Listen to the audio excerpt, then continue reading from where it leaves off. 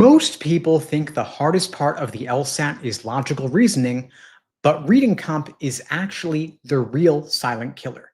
It looks harmless because you've been reading your whole life, but on the LSAT, it's a trap. If you've ever read an entire passage and realized you remember nothing, if you've ever kind of guessed on 5 questions in a row because they all sounded kind of right, you're not alone. And the solution is not doing 50 more passages hoping you magically improve. That's a total waste of time. The reading comp section is completely beatable once you change how you approach it. And today, I'm going to show you how. Now, the reason smart people still fail at LSAT reading comp is not because they can't read. It's because they're using the wrong mental model. They'll read LSAT passages the way they read for school. Slowly, carefully, methodically, trying to absorb every detail. And that's exactly how the LSAT beats you. LSAT reading comp is not about absorbing facts. It's about detecting structure. Can you find the author's real agenda? Can you see who's arguing with whom? Can you ignore what doesn't matter? So if you treat it like an open book history quiz, you lose. So today, I want to flip the script. Let's look at every LSAT reading comp passage like it's an argument, not a lecture, not a Wikipedia article, but an argument. The author is not just sharing facts, they are persuading you. And their persuasion is subtle, it's strategic, and it's hidden in the structure, the skeleton. So your job is to spot who believes what, where the author tips their hand, and how each paragraph contributes to the overall case. And that's how you move from feeling confused and passive to being confident and in control. Now, when I talk about structure, what I mean is that every paragraph on the LSAT has a job. You've got to look for the signals. So when they say, for example, some researchers believe, you're hearing one viewpoint. When they say, however, critics argue, that is the counterpoint. If they say, therefore, this suggests, or clearly, that tells you that's going to be the author's opinion. And most passages have 3 major characters or viewpoints. You have scholar A, scholar B, and the author themselves. And your job is to track who's who and how they relate to each other. So if you see tonal words like surprisingly, troubling, or elegant, it reveals a bias. So I want you to always read against the author like you're challenging them. Ask yourself, if I had to argue the opposite, how would I go about it? That's how you become a critical reader, not passively absorbing information while your eyes glaze over. Now, skimming isn't lazy. There is a way to do it strategically, and that is what top scorers do. Because your goal when you read is not to memorize every little detail. If you try to do that, you're going to get lost. There's just too much there. It's going to push past the limits of normal working memory. And so what I want you to do instead is to map the structure. So when you see, for example, paragraph 1, I want you to start off reading slowly, reading carefully, because you want to set up the topic and the tone. You want to absorb that key information to knock out the later global general questions. Then paragraph 2 and beyond, just start off reading the first couple sentences, then pause and ask, is this new theory? Is it critique? Or is it just elaboration? When you see new ideas, you slow down. When you see examples and evidence, you speed up. That is reading strategically. And so if you've ever been in this position, which I know so many of you have, you finished the passage and realized that you didn't remember anything, it's not that you have a bad memory, it's that your method is not good. But if you label each paragraph's role, it becomes suddenly a lot more manageable. Now, a lot of you may have seen my video talking about building a passage skeleton. The reason I talk about skeletons is because your brain can only hold about 4 to 7 chunks of information. So instead of memorizing details, collapse the passage into a simple outline. Paragraph 1 might be background. Paragraph 2 is the old theory. Paragraph 3 is the new theory. And paragraph 4 is where the author reveals that they, in fact, support the new theory.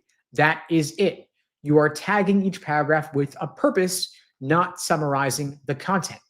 If you read with that skeleton in mind, you're staying oriented on what matters. You're saving yourself valuable time because you're not needing to reread. and you're preventing yourself from getting fatigued. Now, I want you to build the passage skeleton as you read, not after the fact, because that way, when you get to a question about paragraph 3, you already know exactly where to look. Now, a lot of these topics in reading comp are boring or they're weird. If so, it does not matter. You do not need to know anything about ancient cave art or macroeconomics. You've just got to track who's saying what and how the author uses that information. Once you know the skeleton, the content becomes irrelevant. Structure beats out the subject matter every single time. Now, every reading comp question falls into one of 5 major buckets. The first, where I want you to start, is the main point, primary purpose, global-oriented questions. These are asking you, what is the big picture? The right answer mirrors the author's conclusion, but in different words. It's paraphrased.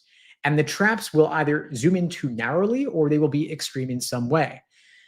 Then you have questions about the author's attitude or tone, telling you how the author feels. You want to look for adjectives to reveal the tone, like troubling, significant, or elegant. But they're going to be big words. They're not going to be subtle. Don't overinterpret to try and fit it if it doesn't fit. Then you have specific detail questions asking you, what did the passage actually say? When you find those, go back to the specific referenced keyword or key phrase in the text. Don't try to rely on your memory or confuse the author with a different scholar. Then the fourth category, we have function and purpose questions, which ask you, why is this part here? What role is it playing? Is it introducing something? Is it contrasting or is it supporting? Now, you don't want to describe what it says because that's content. You want to explain why it's there. What role does it play? And finally, these are the hardest. You have inference questions asking you what is implied but not stated. You want to stick here to soft, logical inferences that are actually supported by key lines in the text. Don't overextend yourself. Don't go for outside information.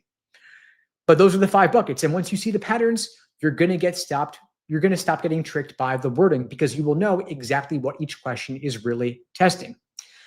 Now, you're not going to always find the right answer right away. I wish it were so, but you can eliminate the wrong ones quickly. If you see extreme answers, if you see half-truths, or you see choices referencing outside knowledge. When I see extreme answers, I mean words like always, never, only. Those are usually wrong. All else being equal, we want to gravitate towards more moderate language because more moderate language is more likely to have been required by the text than more extreme language would be. Half-truths are where the answer is half right, but half wrong. The first half is good. The second half is where it goes astray. It's a distortion. You got to read the choices fully to avoid falling for this trap. Then you have choices involving outside knowledge where it sounds reasonable, but it wasn't actually in the passage. Now, during your review process, you want to articulate why the wrong answer was wrong. Was it too extreme? Was it twisting or distorting what the author said? Or was it adding new information? If you can review in this way, you will develop the habit of nuance, of critical thinking. You will be able to build your speed and accuracy at the same time because you won't be guessing any longer. Now let's talk timing. You've got 35 minutes with standard timing for 4 passages, about 8 minutes, 45 seconds each. We can just round it to 9 minutes for simplicity. With your 9 minutes, you spend 3 minutes reading and mapping, 6 minutes on the questions. Now here are the 3 biggest time killers. First, rereading entire paragraphs. Instead, I want you to build that skeleton I was talking about. Map each paragraph into the structure. Also, second big trap, getting stuck on one question. Everything is worth the same. There is no benefit to spending an inordinate amount of time on any one question. If you're getting stuck in the quicksand, flag it, skip it, move on, come back later. Third, the trap of overanalyzing the choices. Work on process of elimination. You don't need to read faster. You've just got to stop wasting time on details that do not matter. So to recap here, you don't have to be a fast reader. You don't need to love reading. You don't even need to understand every single word, but you do need a system, a way to read strategically, because LSAT reading comp is not about knowledge. It's not about the content. It's about thinking like a lawyer, reading for structure, reading for role of statements, argument, function. Once you do that, everything changes. I've seen students go from -7 to -2 in reading comp alone in just a couple of weeks, and some students getting to -0 perfection, not because they had photographic memories, but because they treated reading comp like a debate, noting the different viewpoints.